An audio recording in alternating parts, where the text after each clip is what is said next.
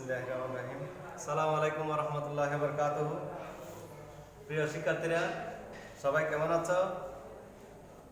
আশা করি সবাই ভালো আছো। আজকে আমরা বাংলাদেশ মাদ্রাসা শিক্ষা অধিদপ্তর ও মাধ্যমিক ও উচ্চ শিক্ষা অধিদপ্তর কর্তৃক পুনর্বিন্যাসকৃত সিলেবাসের আলোকে আজকে আমি নবম দশম শ্রেণীর চতুর্থ অধ্যায়ের সূচক এবং সূচকীয় রাশি নিয়ে সংক্ষিপ্ত আলোচনা করব। এখন সূচক কি, আগে আমাকে সেটা ধারণা নিতে হবে, আগে সেটা সম্পর্কে আমাদের বুঝতে হবে। সূচক অর্থ, সূচক এটা হচ্ছে একটা শক্তি, পাওয়ার, তোমার শক্তি, পাওয়ার, সূচক, গাত, এটার 3-4টা নাম আছে। প্রধানত সূচক মানে হচ্ছে ধরো সূচিত করা বা সূচকীকরণ করা, সূচিত করা বা সূচকীকরণ করা।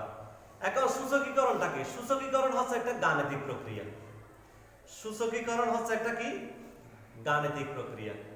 এই সূচকীকরণ যেটা গাণিতিক প্রক্রিয়া বলতেছি, সেটাকে এই বিএন, ধরো এই বিএন দ্বারা এত দ্বারা প্রকাশ করা হয়, এই বিএন দ্বারা প্রকাশ করা হয়। আমি আবার বলি, দেখো, সূচক হচ্ছে একটা গাণিতিক প্রক্রিয়া, সূচকীকরণ। এই সূচকীকরণ করতে গেলে সেটাকে, গাণিতিক প্রক্রিয়াটাকে এই বিএন আকারে প্রকাশ করা হয়। কি আকারে প্রকাশ করা হয়? বিএন আকারে। এখানে বি কি, এন কি, এই কথাগুলো আমাদের লাগবে। এখন দেখো, আমি আবার বলি, সূচকীকরণ হচ্ছে একটা গাণিতিক প্রক্রিয়া।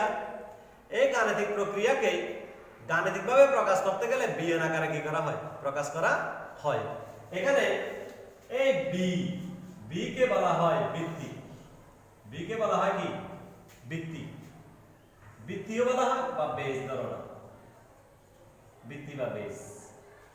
আর এই এন কে বলা হয় সূচক। এই সূচক পেয়েছে না? এই সূচক এন কে কি বলা হয়? সূচক।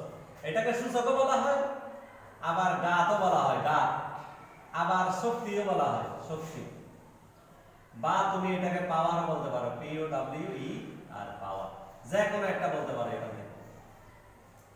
আমি আবার বলে দেখো, সূচক বা সূচকীকরণকে গাণিতিক প্রক্রিয়ায় বিএন আকারে প্রকাশ করা হয়। কি আকারে? বিএন আকারে প্রকাশ করা হয়। এই বিএন আকারে প্রকাশ করতে গেলে এই বি কে বৃত্তি বলা হয়, এন কে সূচক, গাত, শক্তি বা পাওয়ার, তুমি যে কোনো একটা বলতে পারো। এখানে আবার কয়টা জিনিস হয়েছে? দুইটা জিনিস, একটা হচ্ছে বৃত্তি আর একটা হচ্ছে সূচক। কয়টা জিনিস এসেছে? দুইটি। এখন দেখো, সুতরাং বৃত্তি ও সূচক সংবলিত রাশিকে, এই রাশিকে সূচকীয়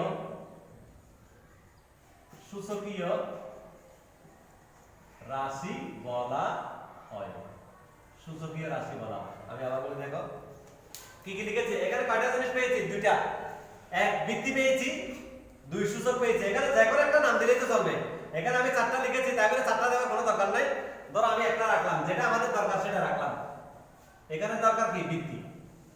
তাহলে এই যে সূচক এবং বৃত্তি দুইটাই এখানে আছে। বি কে বলা হয় বৃত্তি আর এন কে বলা হয় সূচক। এই বৃত্তি ও সূচক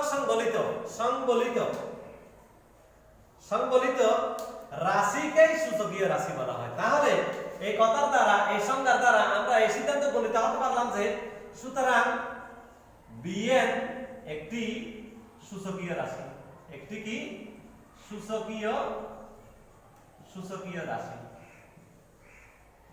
আমি আবার বলি দেখো, আলাদা আলাদা করে যদি বলি তাহলে বি হবে বৃত্তি, এন হবে কি? সূচক। যদি আমরা এটাকে একসাথে বলি তখন সেটার নাম হবে সূচকীয় রাশি। যদি আমরা একসাথে বলি, আবার বলি দেখো, এখানে বি, তুমি যদি আলাদা করে বলো তাহলে বি হবে কি বৃত্তি, এন হবে কি সূচক, আর যদি একসাথে বলি BN, B to the power N, B to the power N, এটাকে যদি আমরা একসাথে বলি তাহলে সেটা কি হবে? সূচকীয় রাশি হবে। সেটাকে কি বলা হয়? সূচকীয় রাশি বলা হয়। যাক, এবার আসো আমরা সূচক নিয়ে আরেকটু বিস্তারিত আলোচনা করি। সূচক হচ্ছে কি? যে কোনো বড় সংখ্যাকে তুমি যদি সংক্ষিপ্ত আকারে প্রকাশ করতে পারো তাহলে এটা সূচক হবে। যেমন দেখো, তোমার বাবার হাতে বা তোমার বাবার 1 কোটি টাকা আছে। ধরলাম তোমার বাবার 1 কোটি টাকা আছে। এই 1 কোটি টাকা হওয়ার জন্য একের পরে কয়টা শূন্য লাগবে? একক, দশক, শতক, হাজার, অযুত, লক্ষ, নির্যুত, কোটি। কয়টা শূন্য লেগেছে দেখো তো? 1 2 3 4 5 6 7, 7টা শূন্য লেগেছে। ধরো এই টাকাগুলি তোমার বাবার আছে, 1 কোটি টাকা। এখন এই 1 কোটি লিখতে গেলে আমার একের পরে 7টা শূন্যের জন্য কি লাগবে? জায়গা লাগবে। এখন আমি এটাকে আরো সংক্ষিপ্ত আকারে লিখতে চাই, সূচক আকারে লিখতে চাই। সূচক আকারে লিখতে গেলে ধরো আমি যদি এখন এইভাবে লিখি, এটাকে 10 টু দি পাওয়ার 7, এই সূচক হয়ে গেল। এখন যেহেতু এখানে শূন্য কয়টা? 7টা, তার মানে এখানে 7টা 10 এই 1 কোটির ভেতরে আছে। 7টা 10 আছে এই 1 কোটির ভেতরে। কয়টা 10 আছে? 7টা। উপরে যতটা দেখবে, উপরে 7 দেখলে 7টা, উপরে 5 দেখলে 5টা, উপরে 6 দেখলে 6টা, উপরে 10 দেখলে 10টা। উপরে তুমি এখন কত দেখেছো? 7 দেখেছো। তার মানে 7টা 10 এই 1 কোটির ভেতরে আছে। তাহলে দেখো তো, এখন 1 কোটি লিখতে গেলে যত বড় জায়গার দরকার, কিন্তু 10 টু দি পাওয়ার 7 লিখতে গেলে ততটুকু জায়গার দরকার হয়নি, জায়গা কমে গেছে। এইভাবে লেখাকেই আমরা কি বলি? সূচকীয় রাশি আকারে লেখা। এখন দেখো, তুমি প্রথমে শিখেছিলে কি? বিএন শিখেছিলে, মনে আছে তো? বিএন। এখন দেখো তুমি এই 10 কার জায়গায় দখল করেছে? এই বি এর জায়গায় দখল করেছে। এখানে বি কি ছিল? বৃত্তি। বি কি ছিল? বৃত্তি। এখানে 10 বৃত্তি, এখানে 10 বৃত্তি। এখানে এন কি ছিল? সূচক। এন ছিল সূচক, এখানে 7 হবে সূচক। 7 হবে সূচক। কথা বুঝতে পেরেছো? তাহলে দেখো আমরা আরেকটু বিস্তারিতভাবে বুঝি। এখন দেখো, এই সূচকের জন্য একটা সংজ্ঞা লাগবে। সংজ্ঞাটা দেখো, কোন রাশিতে একই সংখ্যা একই উৎপাদক, কোন রাশিতে একই উৎপাদক। কোন একটা রাশি বলছে না, তুমি একটা রাশি নাও। ধরো তুমি একটা 8 নিয়েছো, 8 একটা রাশি। 8 একটা কি রাশি? গাণিতিক রাশি। এখন এই একই উৎপাদক যতবার গুণাকারে থাকে, দেখো এখানে 8 এর ভিতরে 2 ইনটু 2 ইনটু 2, 2 কয়বার গুণাকার আছে? 3 বার গুণাকার আছে। কয়বার গুণাকার আছে? 3 বার। কোন রাশিতে 8 কি বলছিল? রাশি। 8 কি? রাশি। আর এগুলি কি? উৎপাদক। এগুলি কি? উৎপাদক। 2 ইনটু 2 ইনটু 2 এগুলি নাম কি? উৎপাদক। এই দেখো, কোন রাশিতে একই উৎপাদক যতবার গুণাকারে থাকে, এগুলি কি আকারে আছে? গুণাকারে আছে। কয়বার আছে গুণাকারে? 3 বার। এখানে কয়বার আছে? 3 বার। কয়বার আছে? 3 বার। 3 বার। 3 বার গুণাকারে আছে। দেখো এইটার ভিতরে কয়বার আছে? আমি আরেকটু বড় করে নিই। ধরো এটাকে আমি 16 নিলাম। 16 যদি নিই তাহলে 2 ইনটু 2 ইনটু 2 ইনটু 2 কয়বার আছে? 4 বার। কয়বার আছে? 4 বার গুণাকার আছে। তুলনা দিয়েছি দেখো, এইটার ভিতরে 2 গুণাকার আছে 3 বার, 16 এর ভিতরে 2 গুণাকার আছে কয়বার? 4 বার। যতবার গুণাকার থাকে তাকে ওই উৎপাদকের সূচক বলে। ওই উৎপাদক মানে কি? দেখো এখানে উৎপাদক কি বলেছিলে তুমি? 2 2 2। এখানে উৎপাদক কি? 2 2 2। তাহলে কি লিখতে পারি? দেখো 2 কয়বার আছে? 3 বার। এই 3 বার। এখানে আছে উৎপাদকের নাম কি? 2 কয়বার আছে? দেখো 1 2 3 4 বার। এই 4 বার। তুমি এবার দেখো 8 কে 2 কিউব আকারে লিখলেই বা 16 কে 2 টু দি পাওয়ার 4 আকারে লিখলেই সূচকীয় রাশি হয়ে যাবে। কেন হয়ে যাবে? দেখো তুমি প্রথমে শিখেছিলে কি? বিএন, মনে আছে তো? বিএন। এই 2 কার জায়গা দখল করেছে? বির জায়গা দখল করেছে। 2 কার জায়গা দখল করেছে? বির জায়গা। আর এই 4 কার জায়গা দখল করেছে? এই এন এর জায়গা দখল করেছে, এন এর জায়গা দখল করেছে। একই ভাবে এখানেও দেখো 2 বি এর জায়গা দখল করেছে, 3 এন এর জায়গা দখল কথা বুঝতে পেরেছো? তাহলে আমরা এইভাবে বুঝতে পারি। তাহলে এখন কি পেয়েছো তুমি? সূচক কোন রাশিতে একই উৎপাদক যতবার গুণাকারে থাকে। এই যে আমরা কিছুক্ষণ আগে দেখাইছিলাম 2 একবার ছিল 3 বার, একবার ছিল কয়বার? 4 বার। তাহলে যতবার গুণাকারে থাকে তাকে ওই উৎপাদকের সূচক বলে। তাহলে উৎপাদক কি? ওই 2 2 2 2 যেগুলি পেয়েছিলে এগুলির নাম কি ছিল? উৎপাদক ছিল। এগুলিকে কি বলা হয়? সূচক। আর উৎপাদকটিকে কি বলা হয়? বৃত্তি বলা হয়। উৎপাদকটিকে ওখানে একটা উৎপাদক ছিল। যেমন আমি এইভাবে পেয়েছিলাম 2 কিউব 2 টু দি পাওয়ার 3। এই 2টা হচ্ছে কি? বৃত্তি। এই 2টা হচ্ছে বৃত্তি। 2টা কি? বৃত্তি। এখন দেখো কোন সংখ্যাকে কোন সংখ্যার উপরে কোন সংখ্যাকে যতবার গুণ করা হচ্ছে অথবা বর্গমূল করা হচ্ছে নাকি ঘনমূল করা হচ্ছে নাকি তার উপর আরো বেশি বৃত্তি নেওয়া হচ্ছে। আমি আবার বলি, দেখো কোন একই সংখ্যাকে যতবার গুণ করা হচ্ছে কোন একই সংখ্যাকে যতবার গুণ করা হচ্ছে বা বর্গমূল করা হচ্ছে বা ঘনমূল করা হচ্ছে নাকি আরো বেশি ঘাত নেওয়া হচ্ছে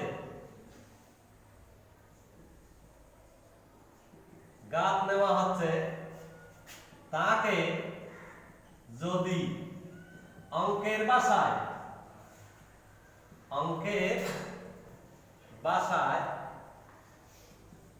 প্রকাশ করা হয় তাকে সূচক বলে। তাকে কি বলে? সূচক বলে। আমি আবার বলি, দেখো এখানে অনেক কথা আছে। এই কথার ভেতর কিন্তু অনেক কথা লুকিয়ে আছে। এখানে তুমি একটু একটু করে বিশ্লেষণ করো। দেখো কোন একই সংখ্যাকে যতবার গুণ করা হচ্ছে, এই একটা কথা, যতবার গুণ করা হচ্ছে। আমি কিন্তু দেখো এইটার ভিতরে একটি সংখ্যা এই 2 2 2 এটাকে 3 বার গুণ করা হয়েছে। 3 বার কি করা হয়েছে? গুণ করা হয়েছে। কয়বার? যতবার গুণ করা হচ্ছে। কয়বার গুণ করা হয়েছে? 3 বার। আবার দেখো বর্গমূল করা হচ্ছে। এখানে কথা আরেকটা আছে, বর্গমূল করা হচ্ছে। বর্গমূল, আচ্ছা মনে করো তুমি 2 এর উপরে এইভাবে রুট দিয়েছো। কত দিয়েছো? রুট দিয়েছো। অথবা তুমি এটা না দিয়ে 2 এর উপরে এইভাবে লিখতে পারো, হাফও লিখতে পারো। রুট যে কথা, হাফ একই কথা। আমি আবার বলি, দেখো রুট মানে হচ্ছে 2 তম মূল। রুট মানে কি? 2 তম মূল। আর রুটের এইভাবে আমরা লিখি না, এমনি রুট মানে আমরা কি বলি? হাফ বলি কিনা? আবার এই রুটের ভেতরে এইভাবে যদি 3 থাকে এটাকে আমরা কি বলি? এটাকে বলি 3 তম মূল, মানে 1/3।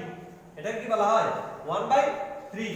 যদি রুটের ভিতরে 4 থাকে এটাকে বলা হয় 1/4, মানে 4 তম মূল। 4 তম 4 তম মূল। যদি রুটের ভিতরে এইভাবে 5 থাকে এটাকে আমরা বলি 1/5, তার মানে 5 তম মূল। যাক, প্রথমে দেখো এই রুট দিতে পারো, রুটের বদলে কি দিতে পারো? হাফ দিতে পারো। তাহলে একবার, আবার হাফ নিলাম 2 বার, আবার হাফ নিলাম কয়বার? 3 বার। এখন আমি এটাকে কিভাবে লিখতে পারি? এই দেখো এখন এটাকে কিভাবে লিখতে? এখানে 2 কয়বার ছিল? 3 বার। তাহলে কি ছিল? 2 কিউব। এখানে 2 হাফ কয়বার? 2 হাফ, এই 3 বার। এখানে দেখো এই 2 হাফটা পুরোটা হচ্ছে বৃত্তি আর এটা হচ্ছে কি? সূচক। ঘনমূল করা হচ্ছে নাকি ঘনমূল করা হচ্ছে? এখানে কথা আরেকটা দেখো, ঘনমূল করা হচ্ছে। ঘনমূল মানে কি? দেখো আমি 2 এর উপরে 1/3 নিলাম। কত নিলাম?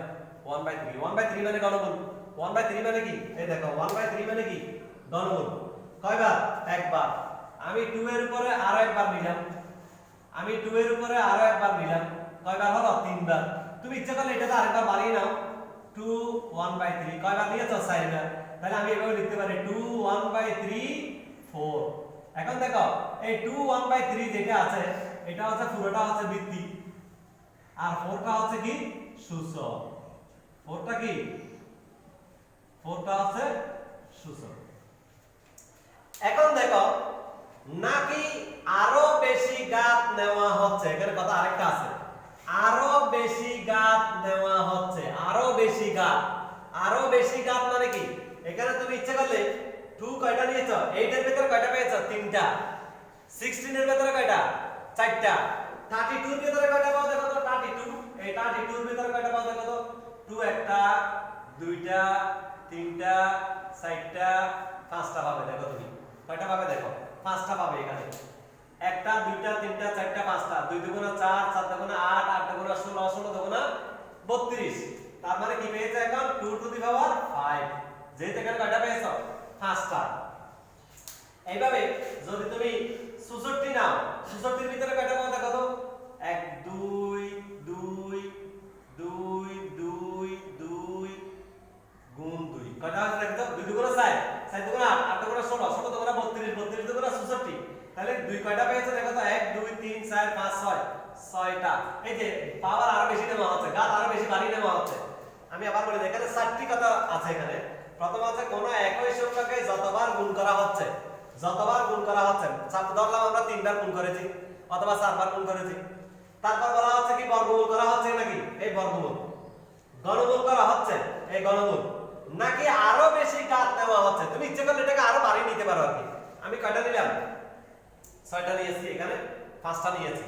আরো নেওয়া হচ্ছে। তাকে যদি অঙ্কের ভাষায় প্রকাশ করা হয়, অঙ্কের ভাষায় মানে কি? এই সূচক বা সূচকীয় রাশি, সূচক ও সূচকীয় রাশি, এই দুইভাবে। এই দেখো সূচক ও সূচকীয় রাশি, এইভাবে যদি আমরা প্রকাশ করতে হয়, এটা একটা গণিতের ভাষা। সূচক এবং সূচকীয় রাশি, এটা একটা কার ভাষা? গণিতের ভাষা। যদি সূচক এবং সূচকীয় রাশি দিয়ে আমরা প্রকাশ করতে পারি তাহলে তাকে কি বলা হবে? সূচক বলা হয়। যেমন দেখো এখানে 2টা হচ্ছে কি?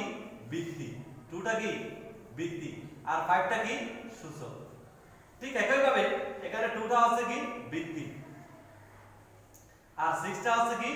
সূচক। এইভাবে আমরা প্রকাশ করতে পারি। ইচ্ছা করলে তুমি পাওয়ার আরো বাড়িয়ে নিতে পারো। এখন দেখো সূচকে তুমি যত জায়গায় এখানে সূচক লেখা আছে, দেখো তো তুমি সূচকের সংখ্যাগুলি কি রকম দেখো তো? এই 5 কি সংখ্যা বলো তো? এটা ধনাত্মক পূর্ণ সংখ্যা। এটা কি সংখ্যা? ধনাত্মক পূর্ণ সংখ্যা। 6 ধনাত্মক পূর্ণ সংখ্যা। 3 ধনাত্মক পূর্ণ সংখ্যা। আমার আরো এটা কোন লেখা ছিল? bn, bn একটা লেখা ছিল। তাহলে এটাও কি? ধনাত্মক পূর্ণ n ধনাত্মক পূর্ণ সংখ্যা। এখানে দেখো 4 ধনাত্মক পূর্ণ সংখ্যা, 3 ধনাত্মক পূর্ণ সংখ্যা। শুনো এবার, সূচক সবসময় ধনাত্মক পূর্ণ সংখ্যা হবে এমন নয়, সূচক ঋণাত্মক পূর্ণ সংখ্যা হতে পারে। যেমন